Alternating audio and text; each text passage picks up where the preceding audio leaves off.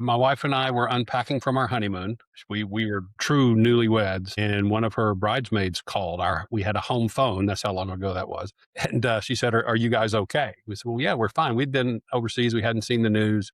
And she said, "Well, we saw 4 agents had gotten killed." And I said, "Whose?" And she didn't know. So we turned on CNN, which was the only 24-hour news station around. And the coverage was already starting. As you both know, the FBI can deploy within the bounds of the law whenever the president says, go fix it. So basically, that's how we ended up in Waco. I had a pager back then. We didn't really have cell phones. And my little deployment page came across, and my new wife said, "Now, how is this going to work? What happens?" And I said, "I'm going to pack for 3 days. Most tactical resolutions are about 3 days." So I said, it may even be over before we cross the Red River down into Texas, but I'll call you when we get there. And so we got to Texas. The FBI had already assumed tactical command, and we had a briefing from one of the other agency's special response team members, and he had taken a shotgun blast from an upper story window. He was still in his BDUs, and I remember his goggles were cracked. He had a tear in his Kevlar, and he proceeded to tell us about the ferocity of fire, the volume of fire they had encountered.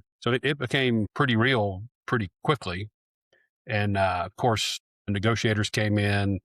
But again, we weren't sure what was going to happen. So we were told they had 50 caliber rifles, among other high powered weapons, and we're told to hold. And that's where the 51 days started for me.